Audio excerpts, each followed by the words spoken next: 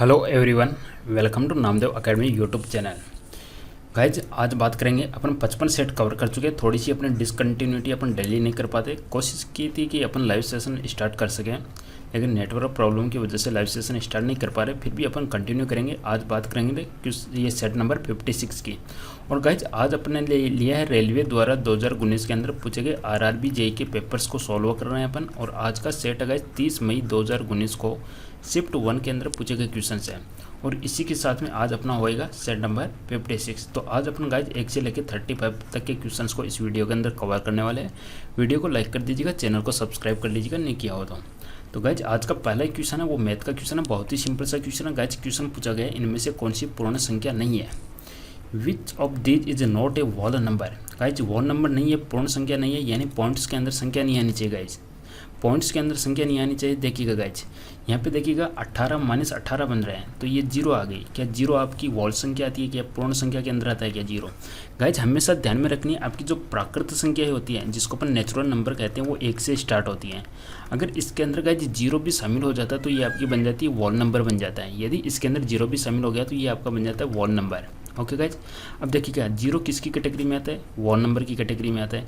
इसमें आप सॉल्व करोगे, इसका 3 आएगा, ये भी वॉल नंबर हो गया आपका, यानी पूर्ण संख्या हो गई। गाइज 8 में 2 का भाग दोगे 4, ये भी पूर्ण संख्या हो गई। तो यानी 6/5 बहुत ही सिंपल सा, ये आपका पॉइंट्स के अंदर आएगा। तो यहाँ पे आपका आंसर हो जाएगा ऑप्शन नंबर ए है, वो पूर्ण संख्या नहीं है। क्लियर है कंसेप्ट, प्राकृत संख्या क्या होती है, पूर्ण संख्या क्या होती है, समझ में आ गया। नेक्स्ट बढ़ते हैं क्वेश्चन नंबर 2 की तरफ। क्वेश्चन नंबर 2 पूछा गया कि निम्न में से कौन सा नगर गुप्त वंश की राजधानी था। गुप्त वंश के बारे में बात करें तो गाइज गुप्त वंश है, इसकी स्थापना की गई थी गाइज श्रीगुप्त के द्वारा। संस्थापक कौन है, श्रीगुप्त है। और इसकी जो राजधानी है गाइज वो है पाटलिपुत्र। यहाँ पे आपका आंसर हो जाएगा ऑप्शन नंबर बी। तो गुप्त वंश श्रीगुप्त के द्वारा स्थापित है और पाटलिपुत्र इसकी राजधानी है। क्वेश्चन नंबर 3 बहुत ही इंपॉर्टेंट है गाइज, ऐसा भी एग्जाम में क्वेश्चन आ सकता है, एक बार जरूर दीजिएगा, देखिएगा क्वेश्चन को। इंपॉर्टेंट क्वेश्चन है, देखना आपको इसको किस तरीके से करना है। क्वेश्चन पूछा गया आपसे असंगत बताना है, आपको ऑड 1 बताना है। आप कैसे करोगे, एक बार वीडियो को पॉज करके सोल्व करने की कोशिश करो कि आप सोल्व कर सकते होगे इसको। तो गाइज इसके अंदर बहुत अच्छा लॉजिक लगाया गया। लॉजिक कुछ नहीं है गाइज, देखिएगा इसको मैं क्या लिखूँ, 1 to 1 लिख दूँ। ए कितने पे आता है, ए 1 पे आता है, आई 9 पे आता है, और एफ कितने पे आता है, ई एफ 6, यानी 196 हो गया, 196। अब गाइज ए एफ आई, ए आता है आपका 1 पे, एफ कितने पे आएगा, डी के बाद में ई के बाद में एफ, और आई आ गया 9। सही है क्या, ये आएगा 169 बनेगा। और गाइज ये आपका बनेगा 227। गाइज देखिएगा ये 14 का स्क्वायर होता है, कंप्लीट है। ये आपका 11 का स्क्वायर बन रहा है, ये आपका 13 का स्क्वायर बन रहा है, ये 227 किसी का भी स्क्वायर नहीं बन रहा है। तो यहाँ पे जो ऑड होगा वो आंसर हो जाएगा आपका ऑप्शन नंबर है। क्वेश्चन अच्छा है गाइज, ये लॉजिक आप लोगों को ध्यान में रखना है कि एग्जाम में ऐसा भी लॉजिक आ सकता है। हो सकता है कि यहाँ पे जो स्क्वायर है, स्क्वायर की बजाय क्यूब हो, या क्यूब रूट भी हो सकता है, या स्क्वायर रूट भी हो सकता है। ठीक है, नेक्स्ट बढ़ते हैं क्वेश्चन 4 पे।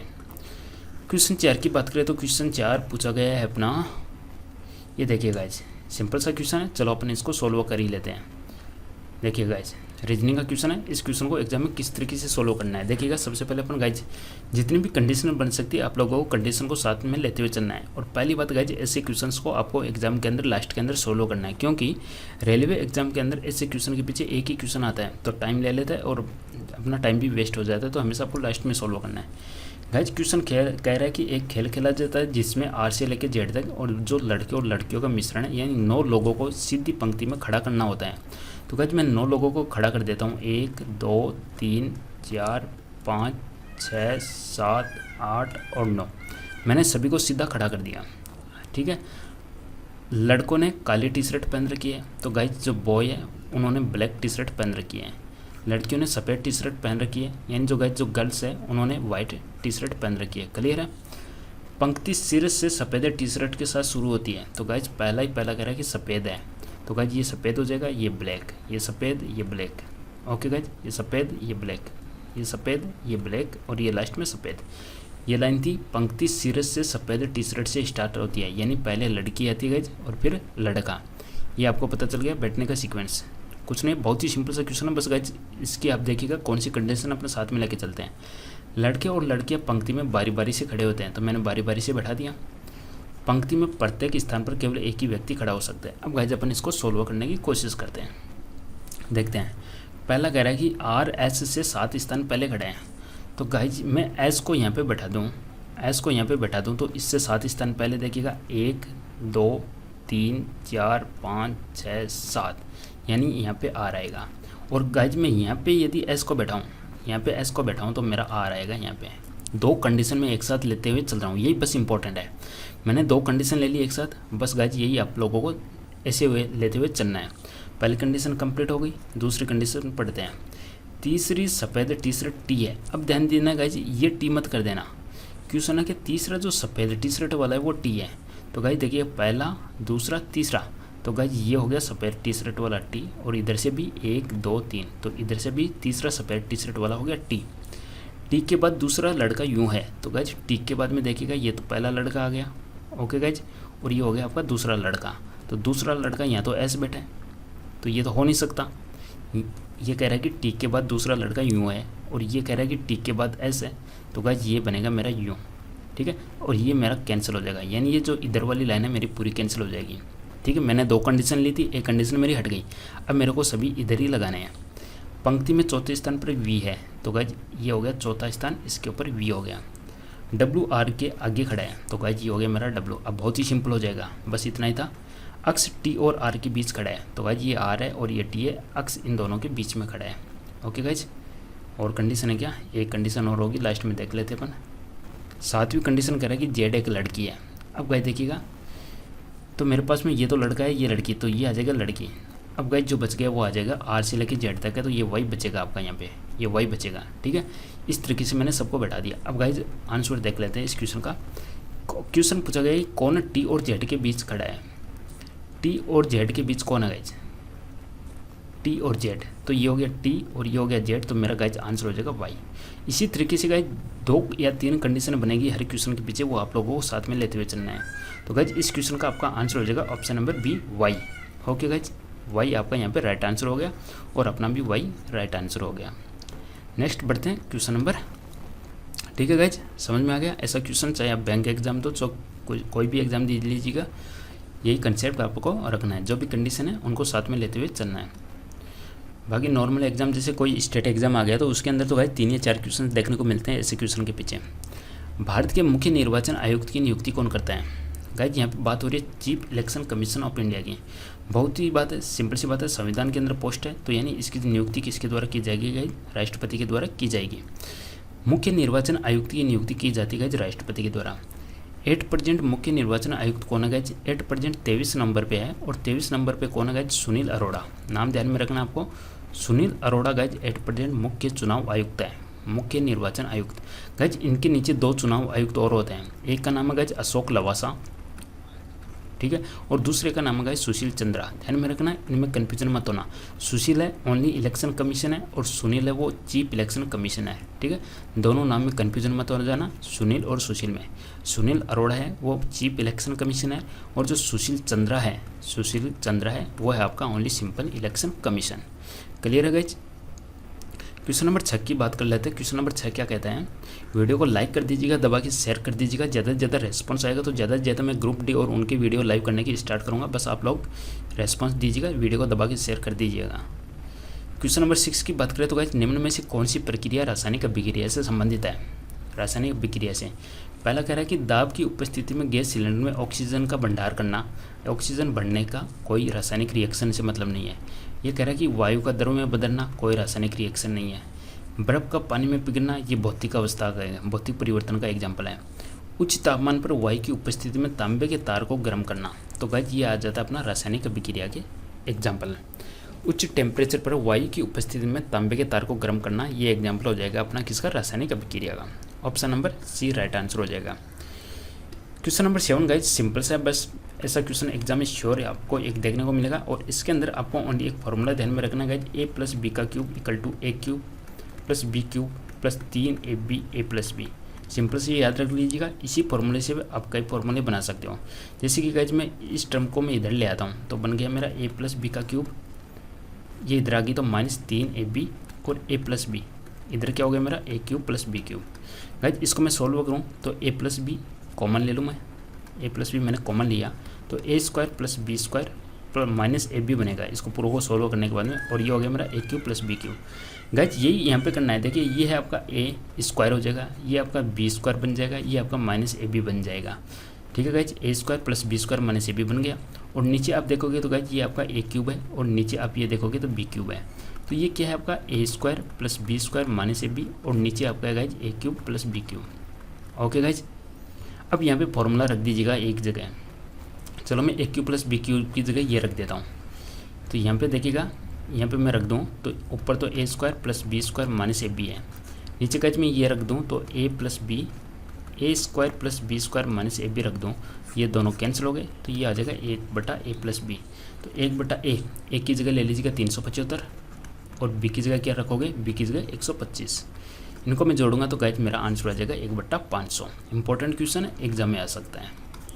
ठीक है, बस आपको फॉर्मूला ध्यान में रखना, फॉर्मूला याद है। देखिएगा मेन फॉर्मूला ये है, और इसी फॉर्मूले से भी कोई भी फॉर्मूला बनाया जा सकता है। आंसर हो जाएगा गाइज क्वेश्चन का option number D. Okay, next question simple से, आई थिंक आप लोग इजीली कर लोगे। क्वेश्चन में पूछा गया इनको अवरोही क्रम में व्यक्त करना है, यानी घटते हुए क्रम में आपको रखना है।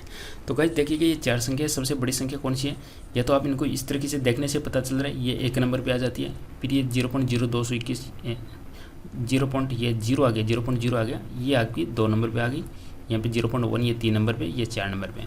देखने से पता चल रहा है, फिर भी आप नहीं कर पा रहे हो तो इनको पॉइंट हटा के सॉल्व कर लीजिएगा। ठीक है, जैसे इसके नीचे में गाइज मैं 100 रख दिया, इसके नीचे मैंने 1000 रख दिया, इसके नीचे भी मैंने 1000 रख दिया, और इसके नीचे भी मैंने 1000 रख दिया। अब 1000 एलसीएम आ रहा है तो सबको 1000 से मल्टीप्लाइड करूँगा, इसको भी 1000 से करूँगा तो गाइज ये कैंसिल हो जाएगा, ओनली यहाँ पे 102 बचेगा। यहाँ पे 1000 नीचे है तो ये 201 बचेगा, यहाँ पे 1000 है तो ये 0021 बचेगा, ओनली 21 बचेगा, और ये आपका बचेगा 210। तो देखिएगा पहले नंबर पे 210, दूसरे नंबर पे आपका ये आ गया, तीसरे पे ये आ गया। तो ऐसे भी आप कर सकते हो, वरना आपको शक्ल देखने से ही पता चल रही है कि कौन सा बड़ा है कौन सा छोटा है। क्वेश्चन नंबर 9 है कि मानव शरीर का कौन सा अंग ग्लूकोमा से प्रभावित होता है। गाइज ग्लूकोमा किसको प्रभावित करता है, ग्लूकोमा किसको प्रभावित करता है, यकृत, गुर्दा, आँख या कान। ग्लूकोमा किसको प्रभावित करेगा, गाइज ग्लूकोमा एक आंखों का रोग है, तो यहाँ पे आपका आंसर हो जाएगा option number C. Glaucoma guys आंखों का रोग है, ध्यान में रखना। और जो आंखें की ऑप्टिक नर्व होती हैं, देखने वाली जो नर्वेज होती हैं, उनको ये डैमेज करने लग जाती हैं। ठीक है, और आंखों के अंदर ज़्यादा प्रेशर होना, ज़्यादा मतलब आंखों के अंदर दबाव पड़ने की वजह से ये होता है। आंखों का है, ग्लूकोमा है, ऑप्टिक नर्व है गाइज, ऑप्टिक नर्व को डैमेज कर देती है आंखों के अंदर, देखने वाली जो नर्व होती हैं उनको डैमेज कर देती हैं। आंखों के अंदर प्रेशर की वजह से ये प्रॉब्लम क्रिएट होती हैं। शरीर में रक्त कोशिकाएं कहाँ बनती है, सबको पता है, आई थिंक सबको पता है। सिंपल सा क्वेश्चन गाइज, आंसर दीजिएगा। शरीर में रक्त कोशिकाएं कहाँ पे बनती है, रक्त कोशिकाएं बोलते हैं गाइज ब्लड सेल्स को। तो ब्लड सेल्स कहाँ पे बनती है गाइज, आपका राइट आंसर हो जाएगा option number C, bone marrow के अंदर बनती है। ठीक है, आरबीसी का निर्माण कहाँ पे होता है गाइज, आरबीसी का निर्माण होता है बोन मैरो, बोन मैरो को हिंदी में बोला जाता है अस्थि मज्जा। ठीक है गाइज, स्प्लिन होता है तिल्ली, इसको बोला जाता है कब्रिस्तान, यानी यहाँ पे जाके ये नष्ट हो जाती है। ओके गाइज, आरबीसी नष्ट हो जाती है स्प्लिन पलिया के अंदर जाके, और बोन मैरो अस्थि मज्जा के अंदर निर्माण होता है। गाइज वीडियो को लाइक कर दीजिएगा, चैनल को सब्सक्राइब जरूर कीजिएगा नहीं किया हो तो। क्वेश्चन नंबर 11, 2 बार विश्व खिताब जीतने वाली पहले भारतीय भारोत्तोलक कौन है। 2 बार वर्ल्ड कप ये मेडल जीतने वाली, वर्ल्ड टाइटल पहली भारतीय भारोत्तोलक कौन है गाइज, वेट लिफ्टर। अगर गाइज पहले की बात करें तो हमेशा ध्यान में रखना है आपको कर्णम मल्लेश्वरी। अब गाइज एग्जाम में क्वेश्चन ऐसा भी आ सकता है कि कर्णम मल्लेश्वरी है वो किस खेल से संबंधित है। इंपॉर्टेंट क्वेश्चन है, मोस्ट इंपॉर्टेंट क्वेश्चन है गाइज, कर्णम मल्लेश्वरी है किस खेल से संबंधित है, एग्जाम में क्वेश्चन पूछा जा सकता है। तो आपका आंसर हो जाना चाहिए भारोत्तोलक, यानी वेट लिफ्टर से संबंधित है। आंध्र प्रदेश इनका जन्म स्थान है गाइज। ओके गाइज, इन्होंने सबसे पहले क्वेश्चन ऐसे भी आ सकता है कि फर्स्ट वुमेन कौन है जिसने ओलंपिक में मेडल जीता। गाइज ओलंपिक में मेडल जीतने वाली फर्स्ट महिला कौन है, ओलंपिक के अंदर मेडल जीतने वाली फर्स्ट वुमेन कौन है, तो भी आपका आंसर हो जाएगा कर्णम मल्लेश्वरी के ऊपर। क्वेश्चन इंपॉर्टेंट है। क्वेश्चन नंबर 12 की बात करते हैं। क्वेश्चन नंबर 12 ये भी मोस्ट इंपॉर्टेंट क्वेश्चन है गाइज, एग्जाम के पॉइंट ऑफ व्यू से मोस्ट इंपॉर्टेंट क्वेश्चन लगा लीजिएगा। गाइज एक लड़के के पास में 60 रुपये हैं, रुपये कितने उसके पास में 60 हैं, और गाइज उन रुपयों का अनुपात ये है 5:6:8 के अनुपात में है, और ये है गाइज 1 रुपये 50 पैसे और 25 पैसे के सिक्के हैं। अब गाइज देखिएगा, उस बंदे के पास में 1 रुपये है, उस बंदे के पास में 50 पैसे, उस बंदे के पास में 25 पैसे के सिक्के हैं, और गाइज उन सिक्कों का अनुपात दे रखा है आपको 5:6:8। ये गाइज सिक्कों का अनुपात है। ठीक है गाइज, ये है सिक्कों का अनुपात। तो गाइज मैं चलो इनको सिंपल कर लेता हूँ। सिक्कों का अनुपात है तो गाइज ये सिक्के हो गए 5 अक्स तो हो गए 1-1 रुपये के, ये हो गए 6 अक्स और ये हो गए 8 अक्स। ठीक है गाइज, क्लियर है। अब गाइज मैं इनको रुपए में बदल देता हूँ। 1 रुपये का एक ही सिक्का होता है, यानी 5 अक्स के 5 अक्स हो गए। गाइज इनको मैं रुपए में बदलूँ तो यानी 50 पैसे, 1 रुपये में 2 होते हैं, तो इनको मैं रुपए में बदलूँ तो 6 अक्स के कितने रुपए बनेंगे, 3 अक्स बन गए। इसी प्रकार से गाइज 8 अक्स के कितने रुपए बनेंगे, 4 का भाग दे दूँ मैंने, 2 अक्स, क्योंकि 1 रुपये में 25-25 पैसे के 4 सिक्के होते हैं, इसलिए मैंने 4 का भाग दे दिया। 1 रुपये में 50 पैसे के 2 होते तो मैंने 2 का भाग दे दिया। 1 रुपये में 1 का 1 ही होता है तो मैंने इसको ऐसा कैसा रख लिया। अब गाइज ये मेरा बन गया रुपये, ये मेरे बन गए रुपये। अब इनको मैं जोड़ूँ तो 5 + 3 8 + 2 10, यानी मेरे पास में कितने हो गए गाइज, 10 अक्स रुपये हो गए। और क्वेश्चन कह रहा है कि रुपये 60 है, तो 10 अक्स बराबर मैं कह दूँ 60, तो अक्स की वैल्यू हो गई गाइज 6, अक्स की वैल्यू आ गई 6। अब गाइज मेरे 6 आ गई, तो यानी ये तो हो गई, यहाँ पे 6 मल्टीप्लाइड करूँगा तो गाइज 30 आ जाएंगे, और यहाँ पे 6 से मल्टीप्लाइड करूँगा तो 6 दूनी ये हो जाएगा मेरे पास में, 6 से गुणा किया तो मैंने 12। गाइज 12 रुपये है मेरे पास में। कहाँ से आए, 25-25 पैसे के सिक्के कलेक्ट किए मैंने, तब मेरे पास में 12 रुपये बने। 25-25 पैसे के सिक्के मैंने कलेक्ट किए तो मेरे पास में 12 रुपये बने। तो मेरे पास 25 पैसे के सिक्के कितने हैं, तो 25 पैसे के सिक्के कितने हैं मेरे पास में, 48 रुपये है, 48 सिक्के हैं। आंसर हो जाएगा guys option number D. Okay guys, question important है। नहीं समझ में आया तो आप वीडियो को दोबारा देख लीजिएगा, बट क्वेश्चन इंपॉर्टेंट है, स्क्रीनशॉट ले सकते हो चाहो तो। क्वेश्चन नंबर 13 के अंदर अपने को क्या पैटर्न लगाना है देख लेते हैं गाइज। इसमें देखिए गाइज यहाँ पे ये डार्क है, ओके गाइज, ये आपका डार्क है, यहाँ पे आ रहा है, ये डार्क यहाँ पे आ रहा है, इसमें यहाँ पे आ गया और इसमें यहाँ पे आ गया, तो नेक्स्ट वाला डार्क आपका यहाँ पे आएगा। क्लियर है कंसेप्ट। अब ये गाइज ये जो तीनों ब्लॉक है, ये डार्क के सामने वाले ही खाली है, यहाँ डार्क है तो इसके सामने वाले खाली है, ये डार्क है तो इसके सामने वाले खाली है। तो ये डार्क यहाँ है, तो देखिएगा ये नहीं होगा, ये नहीं होगा, ये होगा और ये होगा, तो डार्क के तीनों सामने वाले खाली, ये खाली है, तो आंसर हो जाएगा ऑप्शन बी।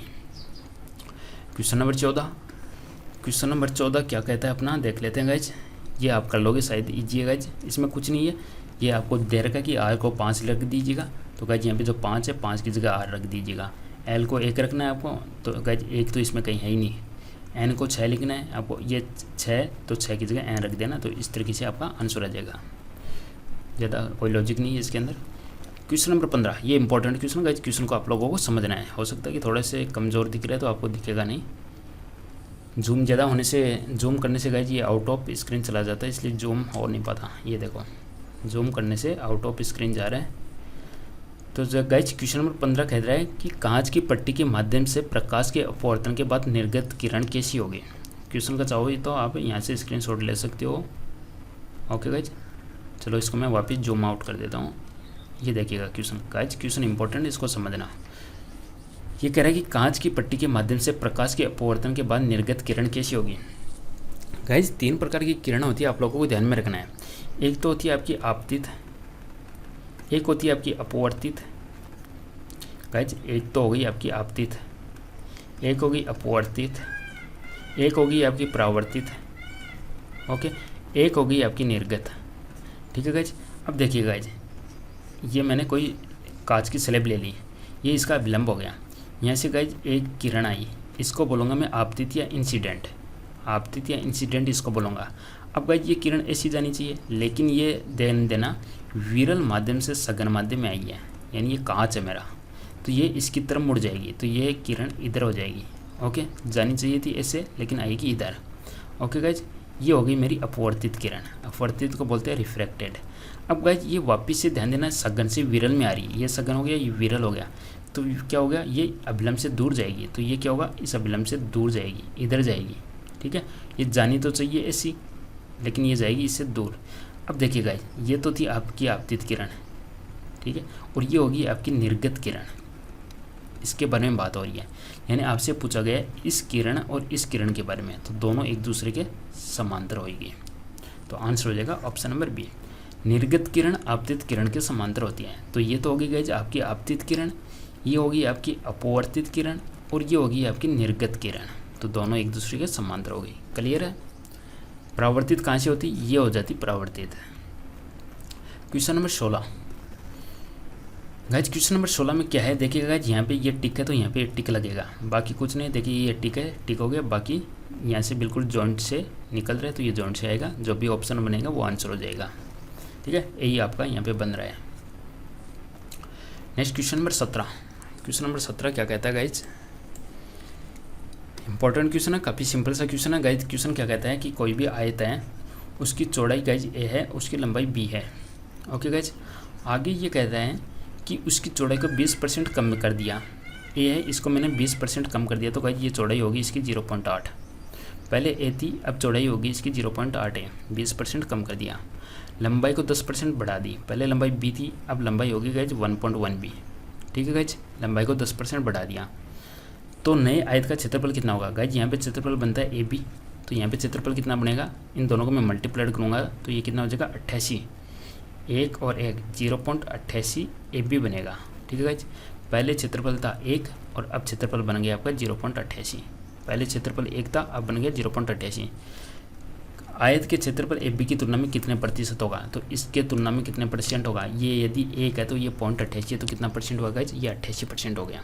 ठीक है, ऑप्शन नंबर डी आपका राइट आंसर हो जाएगा। Question number 18। क्वेश्चन 18 इंपॉर्टेंट है गाइज, देख लेते हैं एक बार।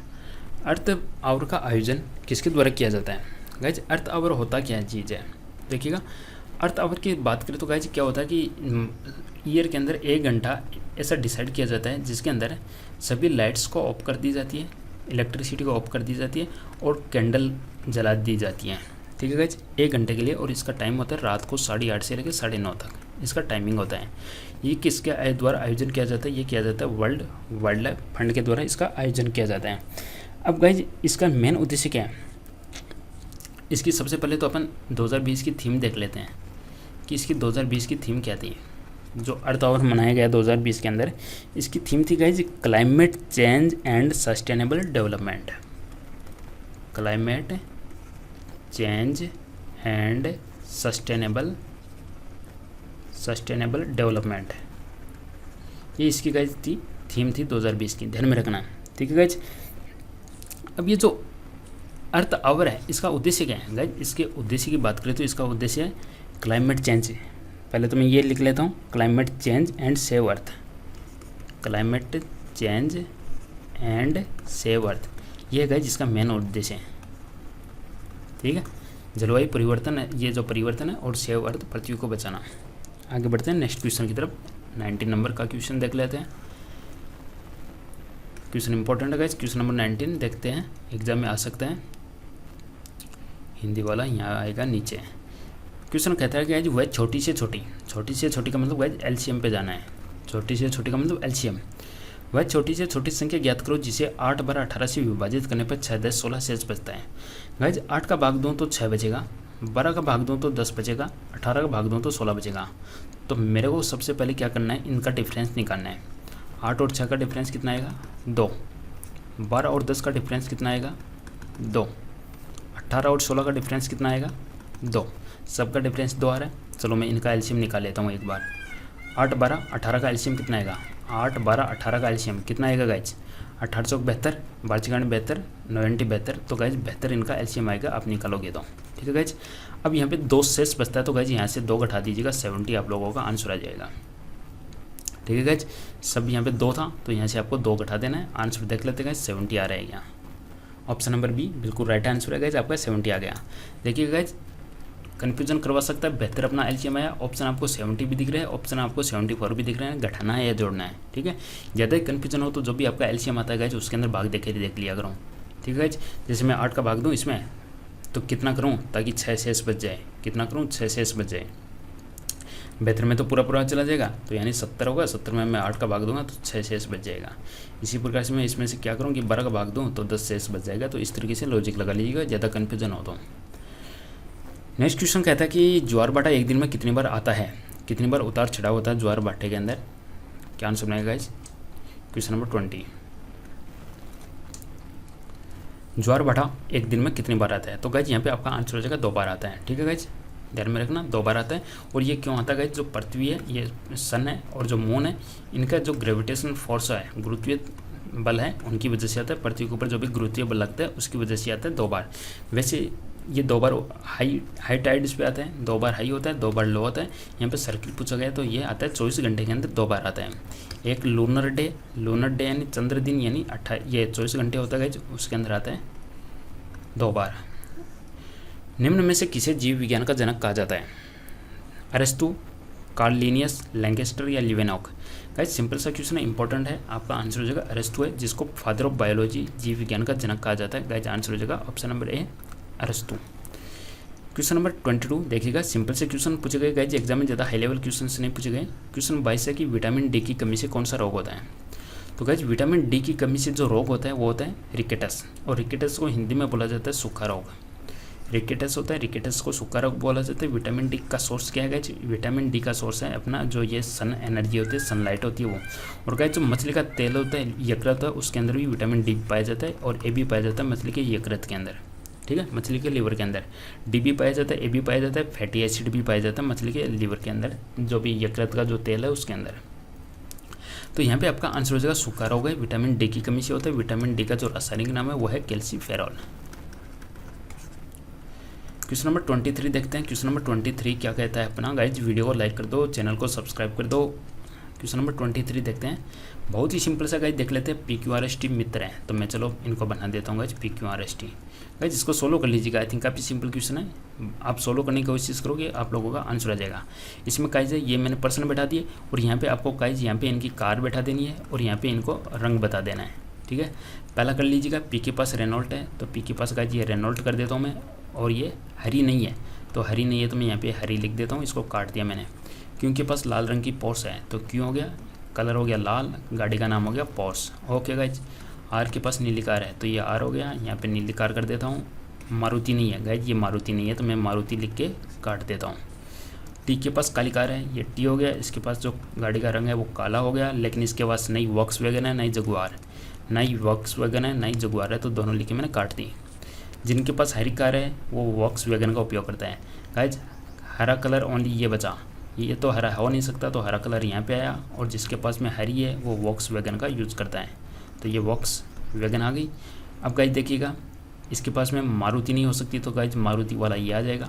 ओके गाइज, और यहाँ पे इसके पास जगुआर, तो ये जगुआर वाला आ जाएगा। कलर कौन सा बच गया, एक सफ़ेद कलर बच गया, वो आपका यहाँ पे आ जाएगा। बहुत ही सिंपल सा है। ओके, ऑप्शन देख लेते हैं, रेनॉल्ट का रंग क्या है? क्वेश्चन पूछा गया है रेनॉल्ट का रंग क्या है, तो रेनॉल्ट का रंग क्या है गाइज? रेनॉल्ट का रंग क्या है? पी रेनॉल्ट सफ़ेद, बी। बहुत ही सिंपल से। ओके गाइज, नेक्स्ट बढ़ लेते हैं अगले क्वेश्चन की तरफ। क्वेश्चन नंबर 24, हैंडबॉल में 7 खिलाड़ी होते हैं, तो फील्ड हॉकी में कितने होते हैं? तो गाइज फील्ड हॉकी के अंदर 11 खिलाड़ी होते हैं, क्रिकेट के अंदर भी 11 खिलाड़ी होते हैं, ध्यान में रखना, फील्ड हॉकी के अंदर 11 खिलाड़ी। Option number B right answer हो जाएगा। ये क्वेश्चन आ गया गाइज, इसके अंदर वही फॉर्मूला आप लोगों को यूज़ करना है, ए प्लस बी का क्यूब वाला, A cube plus B cube plus 3ab A plus B, ये फार्मूला यूज़ करना है। वैल्यू पुट कर लीजिएगा, इसकी जगह तो 9 रख दीजिएगा, इसकी जगह तो 9 हो गया, कोई दिक्कत नहीं है। x प्लस वाई की जगह 3, तो यहाँ पे 3 का क्यूब कर दूँ मैं, 3 3 9 9 3 27, तो ये हो गया 27 बराबर 9। ये 3ab है plus 3ab, A plus B की जगह मैं क्या रख दूँ, वापस से 3 रख दूँ। ओके गाइज, तो 27 बराबर 9 प्लस 39, ये हो गया 3 3 9 9ab, 9 का सब में भाग जा रहा है, ठीक है गाइज। या 27 में से 9 गए 18 बराबर 9ab, और ab की वैल्यू आ जाएगी गाइज, तो बहुत ही सिंपल से आंसर हो जाएगा ऑप्शन नंबर सी। फॉर्मूला याद है तो काफ़ी सिंपल है, फॉर्मूला नहीं याद है तो काफ़ी हार्ड है। क्वेश्चन नंबर 26 देख लेते हैं गाइज, बासी मक्खन में दुर्गंध किसकी वजह से आता है? तो गाइज बासी मक्खन होता है, उसके अंदर जो दुर्गंध आती है वो आती है ब्यूटाराइक अम्ल की वजह से। ऑप्शन नंबर बी आपका राइट आंसर हो जाएगा, ब्यूटायरिक अम्ल है, बासी मक्खन के अंदर दुर्गंध आती है ब्यूटायरिक अम्ल की वजह से। क्वेश्चन नंबर 30 या 27, इसमें से गाइज गलत संख्या पहचानिए अपने को। गलत संख्या क्या आएगी अपन देख लेते हैं गाइज। इनका मैं डिफरेंस निकालूंगा तो गाइज 18 आएगा, यहाँ पे डिफरेंस निकालूंगा तो 34 आ जाएगा, यहाँ पे डिफरेंस निकालूँ तो आ जाएगा मेरे पास में 60 50, यानी 6 56 का आ गया। ओके गाइज, यहाँ पे डिफरेंस कितना बनेगा, ये बन जाएगा मेरे पास में 70 2 72। गाइज ये 18 की टेबल नहीं लग रही क्या आपको? 18 18 दूनी 36, 18 3 54, 18 चौक 72 लग रही है ना, यानी यहाँ पे 34 की जगह 36 आना चाहिए। 36 आने के लिए मेरे को 54 को 56 कर देना चाहिए। अब देखिएगा 56 और 110 का डिफरेंस निकालेगा, 56 और 110 का डिफरेंस 54 हो गया, और यहाँ पे 54 आ रहा है, यानी ये टर्म्स गलत हैं। आंसर हो जाएगा option number A. Question number 28, 30 question देखेंगे गाइज इसके अंदर। गाइज ये क्वेश्चन मैं आप लोगों के ऊपर छोड़ रहा हूँ, ऐसा क्वेश्चन आ गया, मैंने सॉल्व करवाया स्टार्टिंग के अंदर।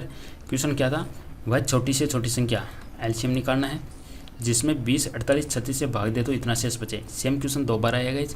देखिएगा 20 का भाग दूँ तो 13 शेष बच रहा है, तो 20 और 13 का डिफरेंस यानी 7।